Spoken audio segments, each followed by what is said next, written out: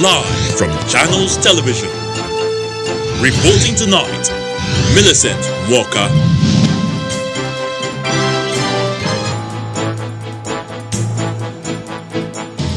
Tonight, on the 7th anniversary of the abduction of Chibok schoolgirls, their parents beg Governor Zulum of on engagement of mercenaries to tackle insurgency. Senate demands thorough investigation into the killings in Ebonyi State, insists perpetrators must be fished out and punished. Federal government denies printing 60 billion naira to fund allocations to states, as claimed by Governor Godwin Obaseki. And police officer who shot dead Dante Wright, an African-American in Minnesota, charged with second-degree manslaughter. Plus business, sports, news from Abuja, and later, international news from our London studios. On business news tonight, federal government lists critical areas receiving attention in its bid to protect the economy from shocks. On sports news tonight, the 20th National Sports Festival tagged Edo 2020 ends in grand style as the baton is handed to Delta State for the 2022 edition. House Committee declares solidarity with judicial workers on financial autonomy for the arm of government, appeals to state governors to obey the law.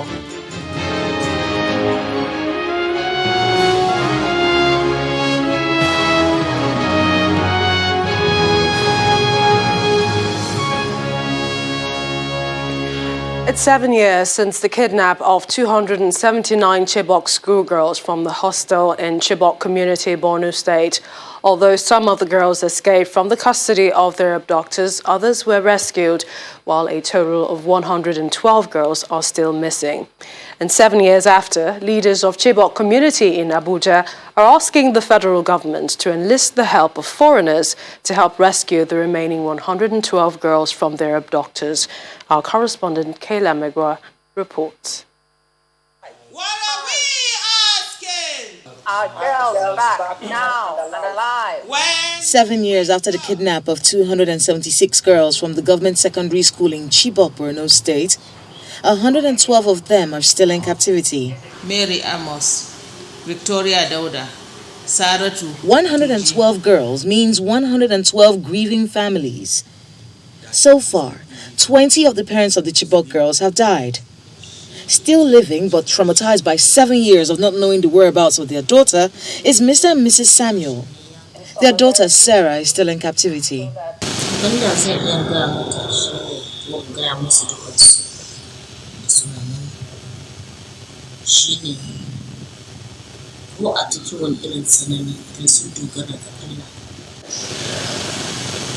Parents of the kidnapped girls are accusing the administration of President Muhammadu Buhari of using them to come into power and abandoning them afterwards.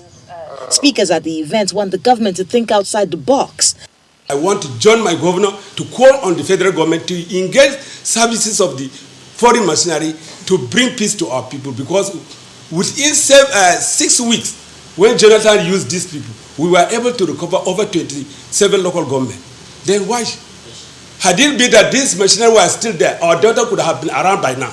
It will not be the first time that a government speaks with terrorists, not directly, maybe indirectly, not necessarily in Nigeria or in the Zambeza forest, probably abroad, in a country that will host such a discussion. The Bring Back Our Girls group wants closure in the return of the girls from captivity and disclosure of the reports of committees set up to investigate the kidnapping. It is sad to say, ladies and gentlemen, that whether this committee was ever constituted or whether it worked or whether it submitted any report whatsoever is unknown to our movement and the citizens of Nigeria, and even worse, the parents of Chibok girls. Our movement continued to call for both reports to be published. Nothing was done. Parents of the missing girls, Chibok community leaders, leaders of the Bring Back Our Girls campaign sat in this chair, expressing 7 years of grief, of pain, and abandonment. Are there avenues for negotiation with terrorists from the federal government? What has been done so far to bring those girls back? More questions than answers 7 years later. Kayla Megwa, Channels Television News. Meanwhile, Borno State Governor Professor Babagana Zulum is promising that he will ensure the safe return of the remaining Chibok schoolgirls as well as other abductees. Governor Zulum says though some of the girls have been rescued, a large number of them still remain in captivity of the terrorists. He called for prayers for the girls and everyone in abduction and for peace to be fully and permanently restored in Borno. His statement reads in part, "As a father of daughters, I can't even imagine the pains of having one's daughter held by terrorists for as long as 7 whole years. Countless times the president has shown me that he is not losing hope on the Chibok girls." Governor Zulum adds that he is sure that the remaining girls will be reunited with their parents. In the meantime, the federal government is also giving the assurance that it will continue to show concern for the issue of security in the nation. The Minister of Information and Culture, Mr. Lai Mohammed, says this is being demonstrated through a town hall meeting held in Kaduna less than a week ago, which, according to him, sets a parameter for enhanced security and national unity. His comment was a response to a question on the efforts to rescue the remaining Chibok girls. And for global watchdog Amnesty International, its latest report on abduction of students in Nigeria is damning, and it says after the Chibok abduction, over 640 students have been abducted between December 2020 and March 2021, amidst perceived inability of the relevant authorities to keep schools safe. The report further shows the victims go through the torture of being in bandit cells at different times before some eventually breathe the air of freedom. The statement reads in part, "Attacks against school children, teachers and school buildings show a callous disregard for the right to life and the right to education by both the bandits and the insurgents on one hand, and the Nigerian authorities who have failed to end these horrifying attacks on the other." On the Chibok girls' abduction, the advocacy group says most of the abducted girls escaped from their captors, while some were later released, but more than 100 of them are still in captivity. Amnesty International, through its country director in Nigeria, Mr. Osai Ojigbo, emphasized that schooling should not be a matter of life and death, and the government must demonstrate its commitment to protecting the right to education in Nigeria by properly investigating these attacks and holding those responsible to account. Now let's bring you back the response of the Minister of Information and Culture to the efforts in rescuing the remaining Chibok girls.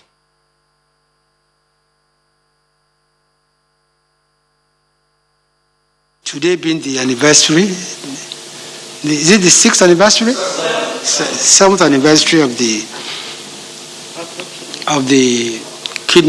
abduction of the Chibok girls, and what Nigeria is doing, what the government is doing about it.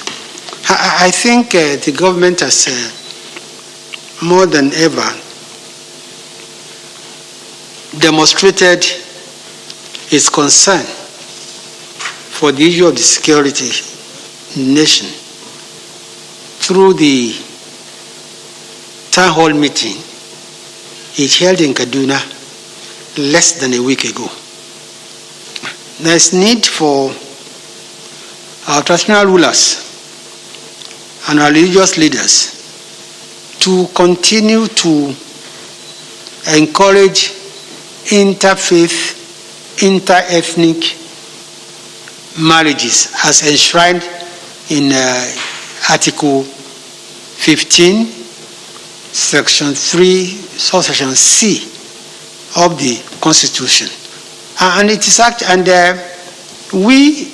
the Ministry of Information and Culture, we are compiling this report so as to make it a council note and also share these findings with all stakeholders and also with state government. That shows how how concerned we are about the state of insecurity in the country. Let's now discuss this issue further, and we're now being joined live from our Abuja studio by the Director, Media and Communication of the Chibok community, Dr. Alan Manasseh. Thank you for joining us on the News at 10. Thank you for having me. It's 7 years after the abduction that sparked outrage across the world. Coming from Chibok, what is the general feeling of the people about it at this time? The general feeling is that of frustration, anger, and that's all.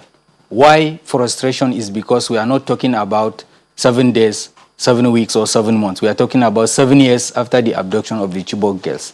Why anger is because the issue of abduction of the Chibok girls has not been treated with the sense of urgency it deserves. We've not seen that sense of urgency. As you've listened to what the Minister of Information is just saying, he don't even know how many years the Chibok girls have been gone. He was asking if it was 6 years.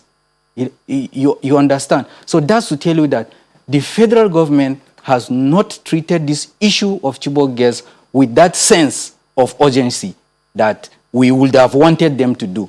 And had Chibok issue been treated with that kind of approach that will scare these insurgents and show them that, yes, Nigeria is not going to be taken for granted, the other subsequent abduction that we've witnessed wouldn't have happened. So we are angry that our 112 girls are still missing, and there is no any form of update from the government as to the efforts they are putting in place to ensure that the girls are brought back. We've been asking questions for 7 years and we've not gotten the answers. And that is why the parents of the Chibok girls, we as members of the community and relations, we are angry at the federal government. We are angry at the lackadaisical attitude that the government has been treating the issue of the Chibok girls abduction. It's unacceptable that we keep moving on as a nation while we have young girls that were under government custody, taken from government school in a state of emergency, and until today, 7 years down, we are just getting statements upon statement, but we've not seen the government matching that issue with the action and deliverables that we are expecting from the government. So that's why we are angry as relations, we are angry as parents of the Chibok girls, and this issue needs to be taken with absolute urgency now, because it's 7 years and it's really something that one cannot imagine, the pain of the parent. As I speak, we've lost over 20 of the parents already, and waiting for their daughters for over 7 years. And we still have many that are so confused that they don't even know what to do. We are dealing with people that are poor. Most of them are uneducated. They have not been to school. So Chibok is a locked up community, no communication. Even ordinary phone calls are in a spotty place. So nobody can even get to understand the pains of the parents. So must we always wait when it's a commemoration of the abduction of Chibok girls to begin to issue statement upon statement as a government? No.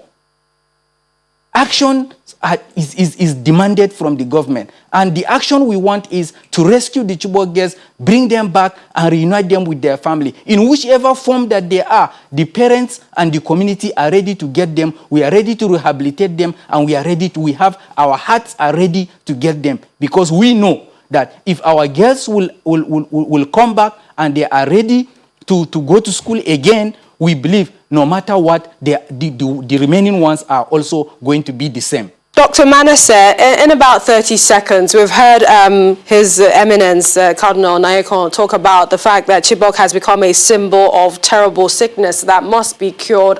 What's the next line of action for you and for the group? We said that from start of the Bring Back Our Girls protest, that the fight for the Chibok girls is the fight for the soul of Nigeria. And Nigerian government have not listened to all those voices of wisdom coming from people that have known that until we take that issue seriously, it will skyrocket and we may not get it right.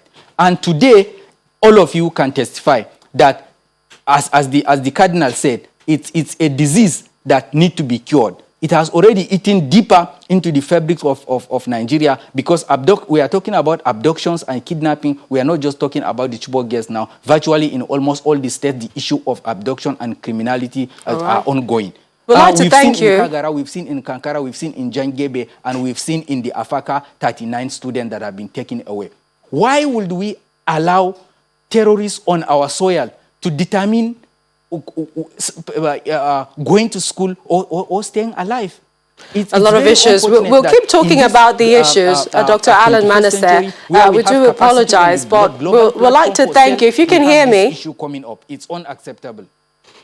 We'd like to thank you. A place to leave it. The issues we'll still be talking about in the days to come. Thank you so much for joining us on the News at 10 tonight. Thank you.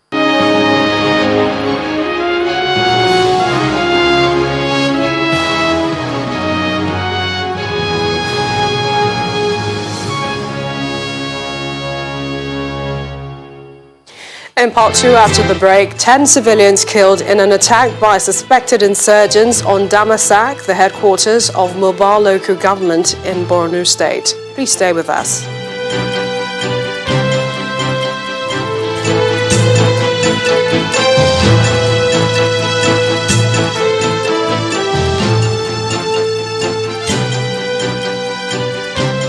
Welcome back. If you just joined us, you're watching the News at 10 live on Channels Television Lagos. A reminder of our top stories. On the 7th anniversary of the abduction of Chibok schoolgirls, their parents backed Governor Zulum on engagement with mercenaries to tackle insurgency. Senate demands thorough investigations into killings in Ebonyi State, insists perpetrators must be fished out and punished. Federal government denies printing 60 billion naira to fund allocations to states, as claimed by Governor Godwin Obaseki. And police officer who shot dead Dante Wright, an African-American in Minnesota, charged with second-degree manslaughter.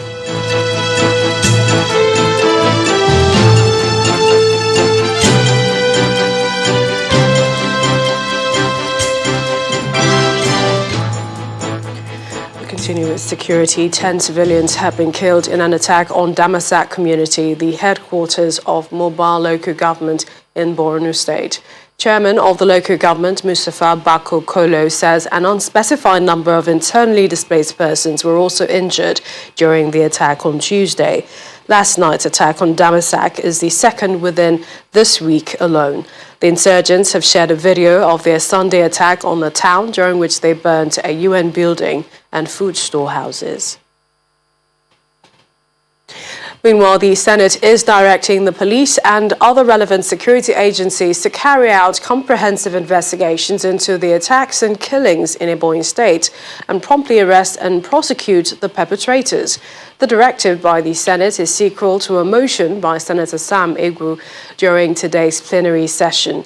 Senator Egwu, in his motion, is drawing the attention of the Senate to the persistent killings of people in Ebonyi State by alleged herdsmen and wants the federal government to intervene. 1 minute silence in honor of our late compatriots. 1 minute silence, please. Not one, but two observances by the Senate to honor Nigerians killed in separate attacks, an indication of the grimness of a security crisis in the country. Rest in perfect peace. Amen.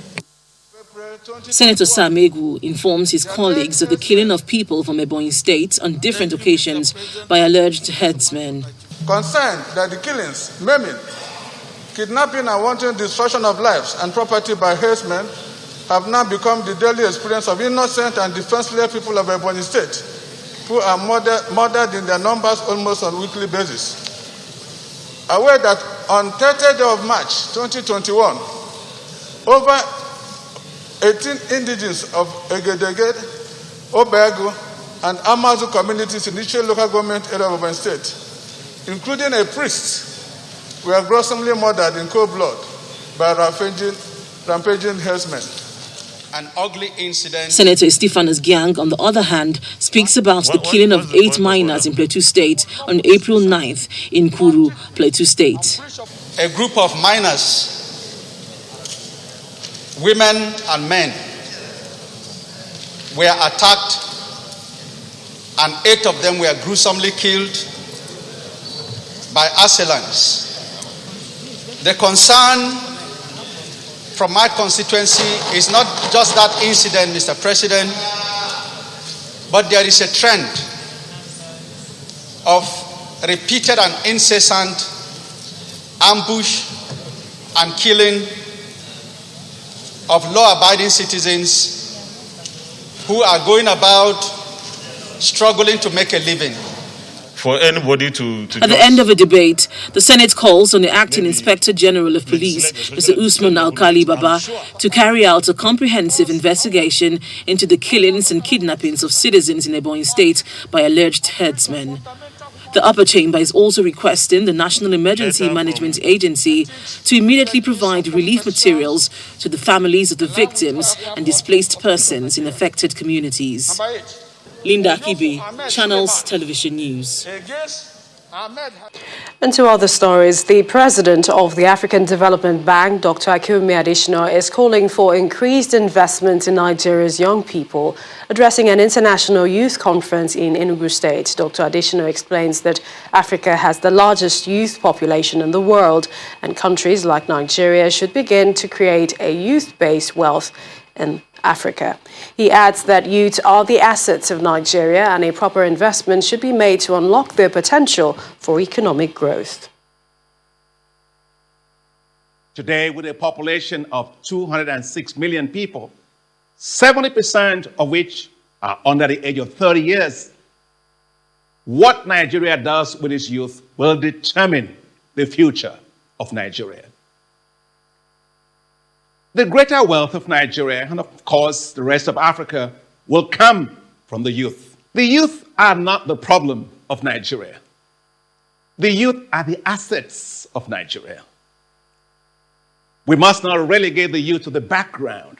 We must put the youth in the fore. It is time to create youth-based wealth in Africa. The past must yield to the present, the old to the new. The dominant phrase should not be, the young shall grow. It must be, the young have arrived.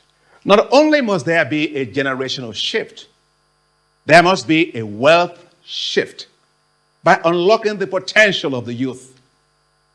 We must not see the youth as risks. We must see the youth as assets. As a nation, Nigeria must do all possible to reinvent itself by focusing on the youth. Yet, Nigeria's youth face several challenges, including unemployment, limited technical and vocational skills, limited inclusion in the social and political space, and lack financing for their ventures and businesses. Minister of Finance, Budget and National Planning, Mrs. Zainab Ahmed, has dismissed claims by Edo State Governor Godwin Obaseki that the federal government recently printed 60 billion naira to make up for shortage in state allocations.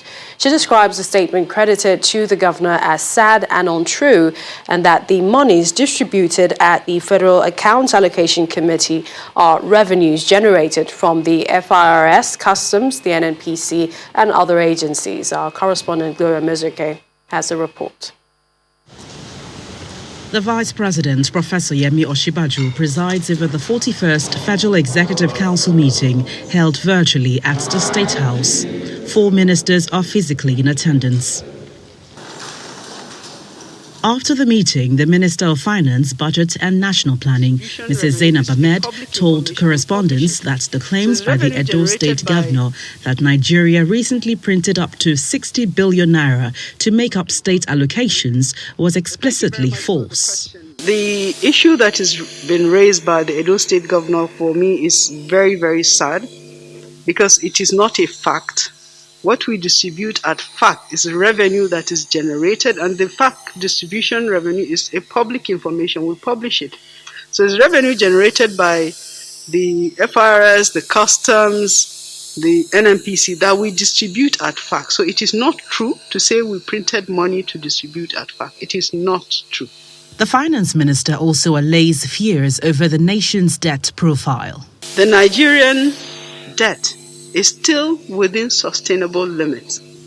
What we need to do, as I've said several times, is to improve our revenue to enhance our capacity to service not only our debt obligations, but to service the needs of running government on a day-to-day basis. Earlier, the vice president, who commemorated the Ramadan month with Muslims, calls for unity. This is not just a time for abstinence from food and drink and other worldly pleasures, but also a time for us to rededicate ourselves to higher virtues of kindness, love, generosity towards each other as brothers and sisters, regardless of faith or ethnicity. Professor Oshibaju maintains that a recommitment to peace and reconciliation across the board is fundamental for the nation. From the presidential villa, Gloria Umezuke, Channels Television News. When the news at 10 returns, we bring you more stories from our Abuja studios. Plus, federal government lists critical areas receiving attention in its bid to protect the economy against shocks. That's on Business News. Do join us again.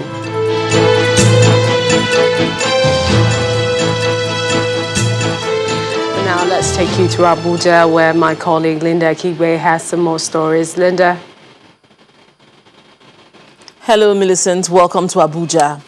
The House of Representatives Committee on Judiciary says it stands in solidarity with the Judiciary Staff Union of Nigeria on financial autonomy for the judiciary and is appealing to state governors to obey the law and grant financial autonomy to the state judiciary.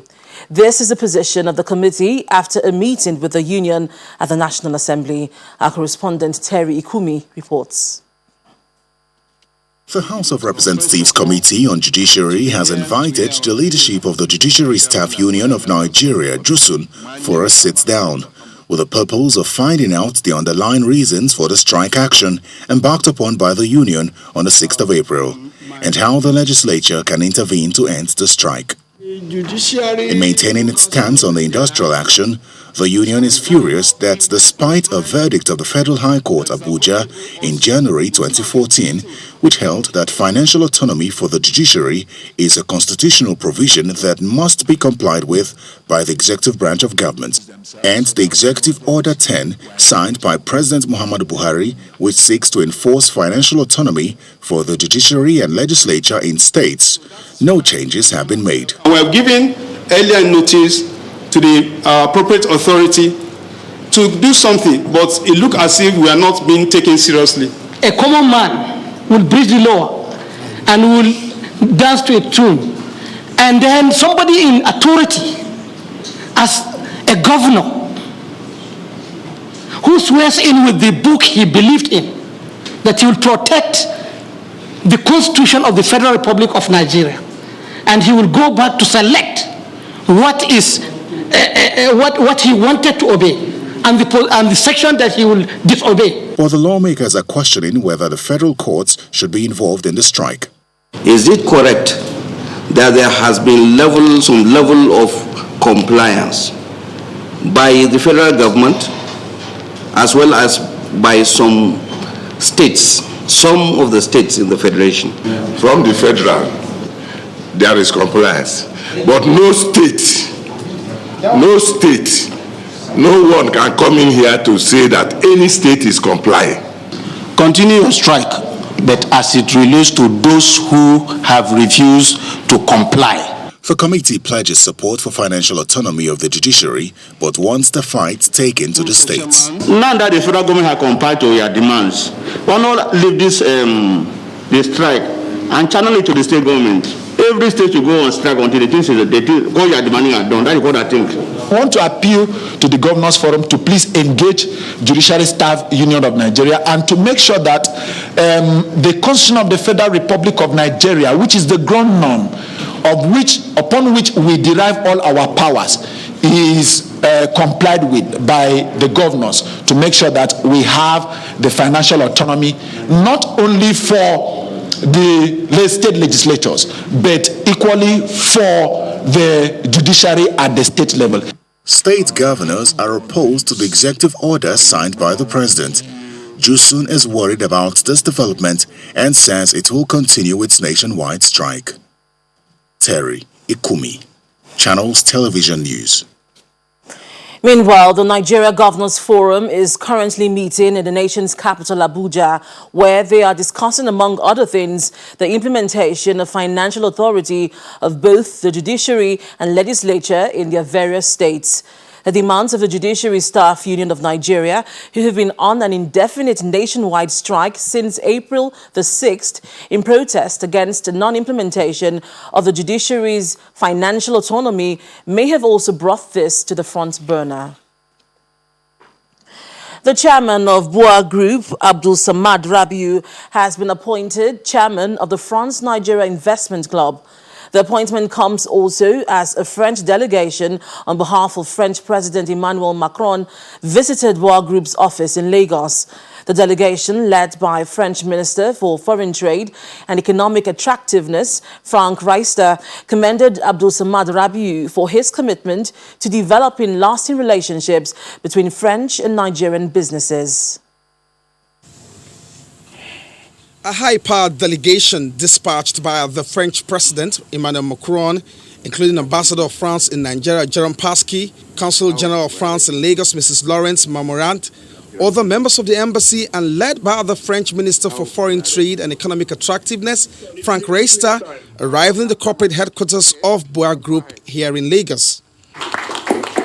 They are here for two quick assignments: commend the chairman of Boa Group, Abdul Samad Rabiu, for his commitment to developing lasting relationships between French and Nigeria businesses, to do so by handing over a personal invitation from President Macron to Boa's chairman to attend the Choose France Summit in June in Paris, representing business leaders from Nigeria and Africa. I'm very glad to give you the personal invitation of the President for the Choose France International Business Summit. And of course, witness the signing of a progress acknowledgement statement MOU between Boa Group, Agence of France, for Boa's proposed 200,000 barrel per day refinery to be built in Akwa Ibom State. We thank you and we thank President Macron for the unwavering support in bringing our company and French businesses together. So far, we have initiated partnerships and have developed personal relationships with a few, including Agence and Saint-Gobain. Agence of France has been carefully selected from a large pool of highly competent French companies, we are told. A partnership which is projected to deliver here in Nigeria an unrivaled technology for the refinery and petrochemical plant project. This is a new milestone in an exciting journey that both companies have embarked on. A kind of recognition of French technical expertise, and yet another very positive signal.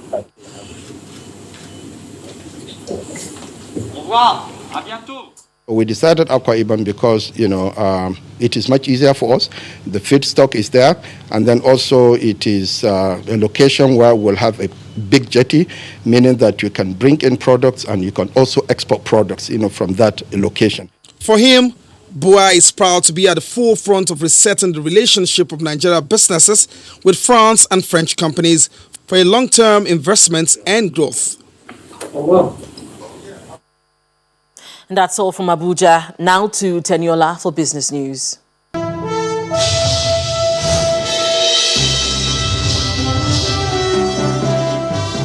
Welcome to Business News. The federal government says it's giving priority attention to revenue mobilization, infrastructure development, food security, and human development in its bid to position the economy away from external vulnerabilities. According to the Minister of Finance, Budget and National Planning, Mrs. Zainab Ahmed, only a sustained GDP growth of between 7 and 9% will take the country to where it hopes to be. The Finance Minister commended the extension of the debt service suspension initiative by the WBG and the Group of 20, adding that the federal government is focusing on diversifying its economy and enhancing efforts at revenue mobilization.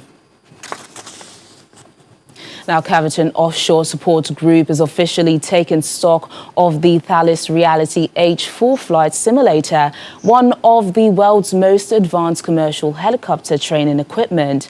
The simulator acquired by Caverton Helicopters is the first in the continent, and it's expected to provide superior scenario-based flight and mission training to helicopter operators across the African continent. The management of Caverton Offshore Support Group says it's excited that the company has reached the significant milestone.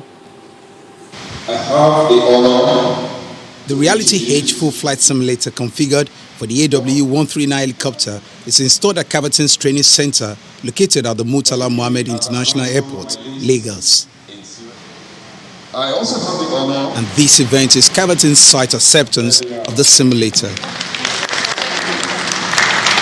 Foreign dignitaries, top businessmen Aliko Dangote, Obotudeko, and other partners of Caverton Group are present to witness the groundbreaking event.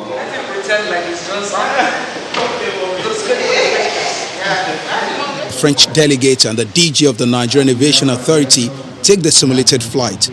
They traveled through the world of technology to Marseille and back to Lagos. Thank you for visiting with us. Oh, yes. Is a wonderful symbol of our friendship and of our partnership. And Chairman, congratulations. Really, it's an amazing investment you did. It's the kind of investment we need in the aviation industry in Nigeria and Africa so that we can grow the industry to be a much greater significant contributor to the national economy. Representatives of Caverton and Thales officially sealed the deal by signing the acceptance of the simulator. Thank you very much. As we went along in the years, we realized that we lost a lot of man hours of pilots going abroad to be able to train. And we wanted a situation where we had our own device, where it has our own Nigerian database. So it flies to locations such as Lagos, Port Harcourt, Escravos. Those are the locations that we fly to.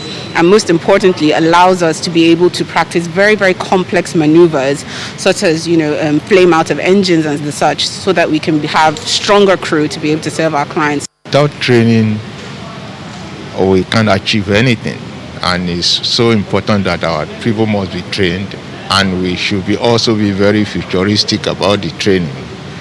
And the future is in doing things like this, in investing in big and infrastructure. Caverton Helicopters, a subsidiary of the Caverton Offshore Group, is confident that the flight simulator training will increase safety and quality service delivery to their esteemed clients. Time for the stock market report now. Laddie Williams has the details.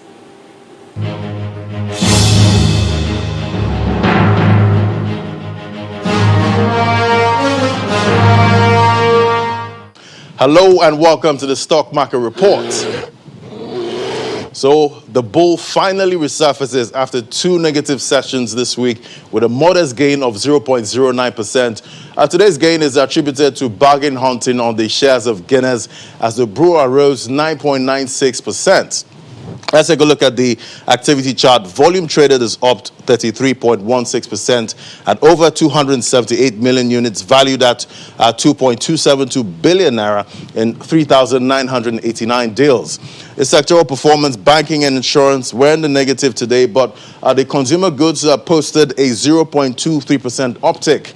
Japan Gold led the top trades, followed by UACN and Fidelity Bank stocks. So it's a positive midweek session, 2 more days to determine how the week will end. And that's the stock market report. It's back to you. And that's business news tonight. It's over to Millicent now. Thank you, Taniola. In part 2, after the break, police officer who shot dead a black man in the U.S. charged with second-degree manslaughter, plus other international news from our studio in London. Stay with us. Former Brooklyn Center officer who shot dead 20-year-old Dante Wright has been booked into the Hennepin County Jail in Minneapolis 37 minutes after the Minnesota Bureau of Criminal Apprehension said they arrested her. Here's Simon Pusey with more international news and around the world in 5. Good evening and welcome to the Channel Studios here in London with your international news around the world in 5. Dozens of Afghan humanitarian and aid agencies say they fear a full-scale civil war after President Joe Biden announced the withdrawal of US troops from the country by September the 11th. The process is underway, and to bring an end to this war, it would mean the final troops would leave 20 years to the day after al-Qaeda's attacks triggered America's longest war. Nearly 2,400 American troops have died in the conflict that has cost about $2 trillion. Many in the country fear a vacuum will be created when US forces leave, with the Taliban or other extremist groups re-establishing control. President Hassan Rouhani has said Iran will boost uranium enrichment in response to the attack on its nuclear facility, which he blamed on Israel. In a televised address, Iran's president announced that the country will begin enriching uranium to a new high of 60% and deploy new centrifuges. Iran's top diplomats said that the attack on its Natanz nuclear facility was a very bad gamble and that it would strengthen Tehran's hand in talks to revive a 2015 nuclear deal with major powers. India's new coronavirus infections have reached an all-time high as most of the South Asian nation battles a second and more vicious surge in cases. In the last 24 hours, the country has recorded almost 184,000 cases, bringing the nationwide tally of infections to 13.9 million. The country is currently reporting around double the daily cases of the United States and Brazil. The two are the worst affected countries. Hundreds of devotees have also tested positive for COVID-19 at the Kumbh Mela, a major religious festival where millions of people bath in the Ganges River every year. South Africa has suspended the rollout of the Johnson & Johnson COVID-19 vaccine after US federal health agencies recommended pausing its use because of rare cases of blood clots. 6 women under 50 developed rare blood clots in the US, among more than 6 million people given the J&J shot so far. South Africa's health minister said that we cannot take the decision by the FDA lightly and added that there had been no reports of blood clots in the country after roughly 290,000 vaccinations. Egypt will impound the giant container ship that blocked the Suez Canal last month until its Japanese owner pays $900 million in compensation. The chairman of the Suez Canal Authority said the figure was based on the losses incurred by the grounded vessel, as well as the flotation and maintenance costs. One of the Ever Given's insurers described the claim as extraordinarily large and largely unsupported. The US and European Union have condemned the move by Somalia's parliament to extend the terms of the president and members of parliament amid concern it could deepen divides in the country. Somalia's lower house of parliament voted to extend President Mohamed Abdullahi Mohamed's 4-year term, which expired in February, for a further 2 years. US Secretary of State Antony Blinken said he was deeply disappointed by the approval of the legislation. The international community has urged that immediate elections be held and that they would not support any extension of the president's term. One of Los Angeles' most famous and iconic movie theaters is closing for good. The Pacific Theatres Group said it would not be reopening its flagship ArcLight Hollywood, home to the Cinerama Dome on Hollywood's Sunset Boulevard. Originally built in 1963, the Cinerama Dome has been the venue for numerous movie premieres and other red carpet events. It was declared a historic monument in 1998. And finally, singers Jennifer Lopez and Selena Gomez will star in a global streaming and broadcast special next month to raise money for COVID-19 vaccines. The streaming, called The Concert to Reunite the World, will also feature the Foo Fighters and Eddie Vedder. The broadcast would urge nations to donate excess doses and give financial support to the COVAX facility. COVAX aims to secure 2 billion vaccine doses for lower-income countries by the end of 2021. And that's your international news around the world in 5. Now back to the Channel Studios in Lagos.